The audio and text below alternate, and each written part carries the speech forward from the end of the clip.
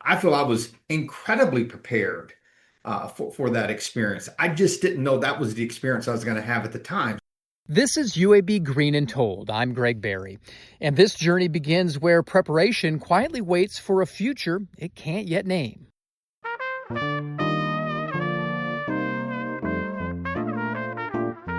Long before trading floors and global markets, this story opens closer to home, on the edges of Birmingham, where the world felt both familiar and limited. Chris Edmonds grew up in Pinson Valley, just 15 minutes from UAB, shaped by small-town rhythms and a sense that more existed beyond what he could see. Caught between what he thought he was preparing for and what life would actually require, his path didn't reveal itself all at once. It surfaced in moments, sometimes only after he'd already stepped into them. Growing up in a small town, you want to find a way. The world's probably bigger than you know it is. You want to find a way to engage that world that's bigger. It was a nonlinear path or nonlinear progression for me to think about what my future may hold. I didn't know where I was going to go. I didn't know how to get there. I just knew I wanted to go somewhere. And I believe growing up in a small town like that, gave me a lot of confidence in myself to go figure it out, find a way to chart my own course, if you will. And it's been an interesting journey along the way, and one that, I've enjoyed most pieces of it. All days haven't been great, but most days are better than others. So, When it came time to start looking at colleges, why UAB? Why'd you stay home? yeah, great question. So, I didn't know I was going to stay at home. I was fortunate enough through my father's company to receive an academic scholarship, and not to get into the details of how that worked. I was a pretty good high school student, very involved, played football, wrestled, played golf, tried to be part of the community in a big way. My family was involved there, and my dad's company afforded this academic scholarship. I'm successful enough to be the recipient of it. And it came time to make a decision. And my dad, a former Marine drill instructor and spent a lot of time in the military, said, well, this is your first lesson in economics, because my entire life I thought I was going to go 40 miles down the road. And it turned out that it was the right fit for me, even though I probably didn't appreciate that at the time. I knew that was being able to go to school that close to home. I only lived at home for the first 6 months, made the commute with my best friend from childhood. We went from kindergarten all the way up. She had joined the dance team and was part of that, introduced me to a number of people that she had met through that process. And truly, the moment I found the campus at the day of orientation, I found my people. In some cases, I've never left. Did you enroll as a political science student, or is that something that developed over your time on campus? I went after the political science degree because I assumed I was going to law school. That is all I ever wanted to do. If you ask my wife, she probably says you should have done that. You like to argue too much. For me, that was the path I was going to travel. And everything I did, whether it was an elective class or it was part of the curriculum, it was because I knew I was going down that path. And then I went to work the second semester, or I guess that time we were still on quarter system. So in the spring of my freshman year, so this would have been spring of '88, I go down to the work placement office and look for a job, and I get hired by a law firm downtown. Okay. And I started working and going to school. And I will tell you, my best grades came after that first quarter. That first quarter was the worst grades I had the entire time I went there. And that was the last quarter I had that I wasn't working full time, which was kind of a crazy piece. But moved down close to campus and right off of 14th Avenue, went to work downtown every day and worked my classes in and about that. And I still have fun with my kids today who are both in college, because I actually had 6 a.m. classes, because there was a point in time that in part of that we could take a 6 a.m. class. Now, get up, go do that, go to work by 8. It was 8:15. It was a great way for me to get through the degree. It was, again, another example where it was the right fit for me at the right time. 6 a.m. classes, they had to have been brutal. They were, but I think they were a little bit more accommodating in the if you're going to show up for a 6 a.m. class, you're trying to get something done. And I think the professors appreciated that. Having philosophy and Dr. Pence teach a class at 6 a.m., you need to be able to come prepared for that. being part of the Greek system, I wasn't always, I didn't get 8 hours of sleep many nights along that. So What was campus life like in the late 80s, early 90s? very different than it is today. I come back Huh. now for games and I see that and all the things I wish we had had. It's always better after you leave. You look back, oh, I should have had that. I'm so happy for the undergraduates today to have that experience and that campus life that just didn't exist when we were there. We had a fraternity house on 14th Avenue, 3 or 4 blocks behind campus. It was very convenient.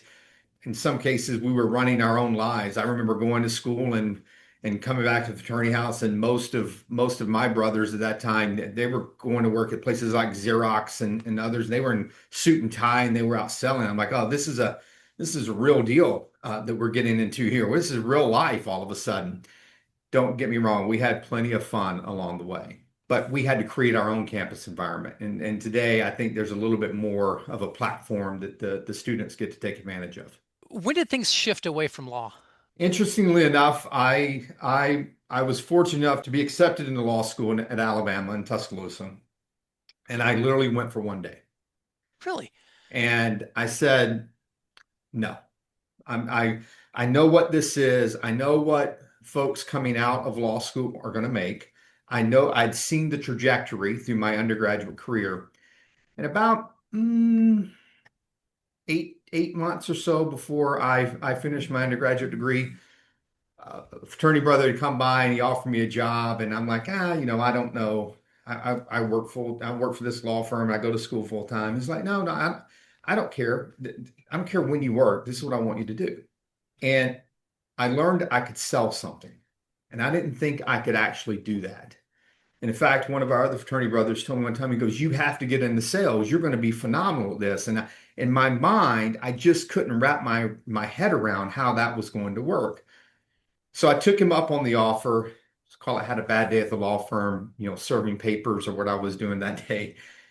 And I started selling personal computers.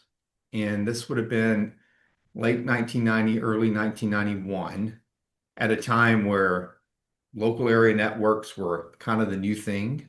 I don't know why, it just worked. And I found out that I can make more money selling computers. And then it turned into selling something. And I said, I think I can make a go of this without sitting here for 3 years and going down this path. Because I was already at that time making more money than some of the folks coming out and starting in our law firm that I worked for at the time. And I'm so grateful for them. They taught me structure at the firm. They taught me how to think critically. Some of my colleagues today, like, are you sure you didn't go? Because I tend to focus on details that most people don't pick up, and I appreciate their kind words of encouragement. So I decided not to go, and I came home and I told my dad. I said, I've decided to go a different path. He goes, well, better have a plan because I don't have one for you. And there's no safety net here. And that was a fair criticism and words of encouragement at the same time. That had to have been a difficult conversation. I mean, yes, ex-Marine, or I guess once a Marine, always a Yeah. Marine, but to even just shift gears, and here you are now with a political science degree and doing sales. Correct. But and in my world today, it's so much more relevant than you could have ever imagined. I started, I was on the sales platform and I sold a lot of different things over the years. Not say over the years, really about maybe 3.5, 4 years after making that switch, I found myself in the financial services industry as a commodity broker. Well, one of the things that drives commodities are geopolitical risk. And so I never knew that was the path I was going to take, but it became very relevant at the end of the day to be able to understand on an international scale how things like energy move. And here at Intercontinental Exchange, ICE, we're the world's largest energy exchange, bar none. And so we're moving oil, we're moving all sorts of commodities, like, coffee, cocoa, sugar. You're thinking about things happening in the DR, happening in Nigeria. I spend about 60% of my time today outside of my home, flying around somewhere in all sorts of parts of the world, having these conversations about what the right level of trade is. And so I feel I was incredibly prepared for that experience. I just didn't know that was the experience I was going to have at the time. So you get up every day and you put one foot in front of the other, and you find yourself into that next piece of opportunity and take some risk on yourself, and you'll figure it out. You've been at Intercontinental Exchange for a while now. How did you get there? What led Yeah. you to Yeah. ICE? So I've been here 16 years, and my first 12 years or so in financial services, as I said, I worked for a commodity firm. Was based in Louisville, Kentucky. I moved out of Birmingham again, do some jobs there, find my way into the commodity business with a local firm. We ended up building that firm into a sizable and very important figure in the commodity business, primarily in natural gas and electricity, a little bit of weather, a little bit of what they call emission credits. And we sold that firm in 2002 to a company called ICAP, which is based in London. At the time was the world's largest interdealer broker. What is an interdealer broker? If Goldman Sachs wants to buy something from JP Morgan, you use an interdealer broker for the Okay. most part. So it's institutional level. We're not dealing with individuals doing this. This is institutional grade stuff, large sums of money. Well, I was instrumental in creating around the turn of the century and get through the scare of 1999 and Y2K, something called over-the-counter clearing. And in fact, the original business plan for that I still carry with me all the time. I keep it here in my office in Atlanta. And so we built something where you could take what was an over-the-counter trade, meaning two parties bilaterally decide to do a transaction. Well, if one party backs out and you're the broker in the middle, you don't get paid. And this would happen frequently at that time as companies in the energy markets would get up against credit limits they had established with other firms. You had Enron happen. Mhm. I've lived through Enron, so yes, I'm older than most people would want to hear from today, but we actually created a system where we would collateralize those transactions. So the amount of failure would be reduced significantly. So I've done that in commodities. I did that after I left ICAP for interest rate swaps, which I knew nothing about. And then when I joined ICE in 2010, coming out of the great financial crisis, I was asked to do that in credit default swaps. And my mom, also an alum of the university, and she has more degrees from the university than I do, I called to tell her that I'm going to leave Louisville and I'm going to move our family to Chicago to do credit default swaps. And the only thing my mom knew about credit default swaps was that Warren Buffett said they were weapons of mass destruction. And I said, Mom, I think we have this one figured out. And that really began my career here at ICE. And I'm on my fifth assignment here at ICE now. So I've run the credit default swap clearinghouse.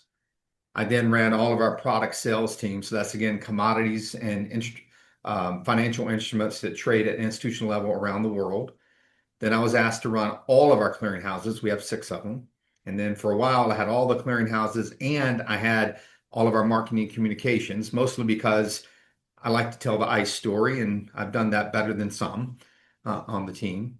And then 2 years ago, I was asked to run our fixed income and data business. So we report our earnings in three different buckets: exchange and clearing, fixed income and data, and our mortgage technology business. So I run one of the three reporting segments. So dumb it down for a guy like me.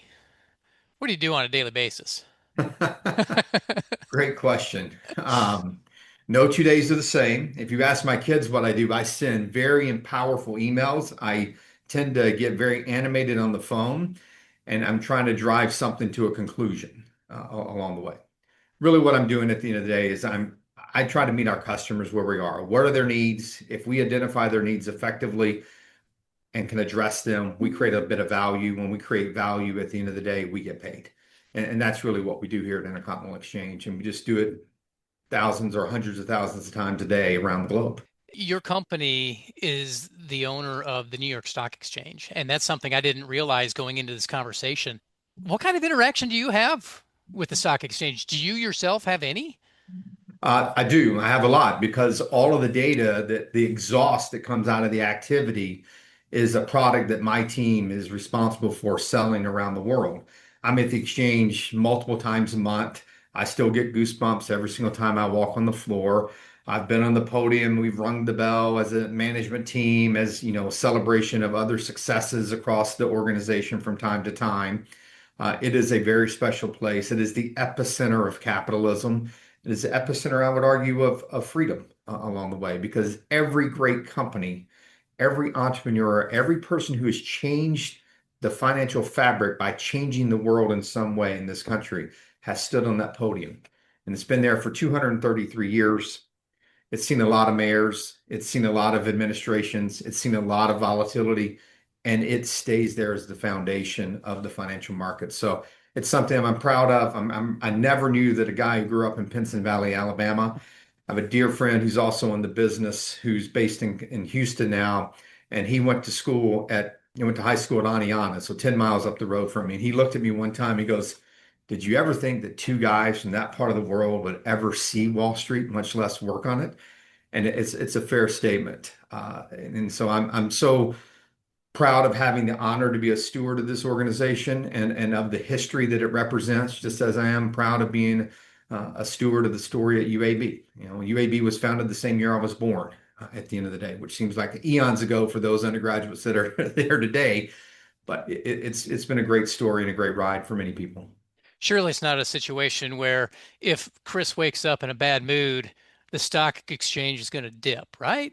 No, has nothing to do with me. So I don't make trading decisions at Yep. the end of the day. In fact, I would tell you my own personal trading, I am so conflicted because of the information we see. I get to do very, very little. And people, I have to outsource that to other people and have no influence over at the end of the day. What our job is to make sure that when people wake up and they need to express a view, they either need to manage risk or seek alpha, one of the two. We give them the most secure, most responsive environment to do that wherever they are in the world at any moment of the time or day. And it's been great. I mean, we've announced a partnership with Poly Markets. You think about prediction markets, where they are today. We've talked about tokenization of equities, all new forefronts of something that began 233 years ago under the buttonwood tree in Lower Manhattan, right across from where George Washington was sworn in as our first president. So all of that history we get to see every time I walk in the building. And I'll tell you the other funny story is no matter how many times I've been in that building, and it's frequent, there's always someone, it's their first time. And they have goosebumps just like I have every day. They never go away. And so it's important to be a part of that. But no, I don't individually impact the market other than making sure it operates effectively each and every day. After graduating with that poli sci degree and then putting law behind you, could you have ever have fathomed you'd still be kind of using that degree that you got at UAB today? I don't know that I fathom that. I'm thankful. I am certainly, there are not a day goes by that I don't find some lesson that I learned being on campus of how it impacted my life. I mean, certainly, look, you can go to school at the end of the day and you can learn all the material. Question is, can you apply it? And I believe the biggest thing I took away from UAB was the ability to apply it. I remember in December of my freshman year, I go to this elective class, this debate, does God exist? Now, I'm not going to get into personal beliefs that does God exist. Everyone will decide that. But what I will tell you is the amount of preparation for that debate, it was hosted by the philosophy department, taught me how to prepare. Like, if you can't prepare your arguments, if you will, or your defense of arguments for a certain issue, you're not prepared to that level. So I was inspired by that, even though it was, nothing to do with all I was going to do on a daily basis. The ability to learn how to think, and it actually drove me to spend a lot of time in the philosophy department. I can't tell you I was a great math student. I had a number of fraternity brothers who were, either going to med school or they were in engineering school, and many of them were electrical engineers.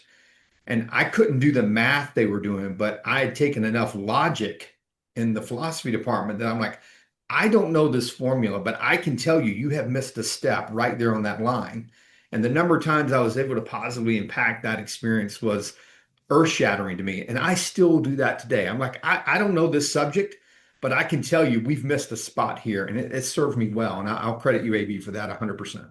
You've kind of bounced around the Southeast and the Midwest a little bit, Chicago, Louisville, Atlanta, but you've remained deeply connected to the university. It just shows people that you can support UAB even if you're not in Birmingham. Why do you stay connected like that? I think it's our responsibility.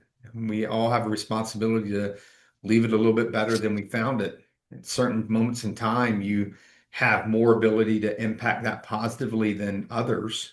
I was just down the hall in a meeting earlier here today in Atlanta, and someone who I did not know, but we were both in school at the same time and know a lot of the same people at UAB. He runs our audit department here at ICE, and great guy, and we reminisce about this all the time and give each other grief, whether we're liking the sports department where they're going or not along the way. But I feel it's our personal responsibility. If we're not doing it, who's going to do it at the end of the day? If we're not proud to be a Blazer, then how do we expect others to be proud of going to the school there? So I want to promote that every opportunity that I can. It's not for everyone, but it was great for me. You mentioned that your mom also attended Yeah, UAB. What's it yeah. like being a legacy, and what kind of support did she give you throughout your college days?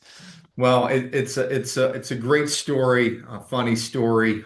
She started going to UAB after I was there. And No kidding. so imagine this. So imagine 1991, we had the Gulf War erupting at that time.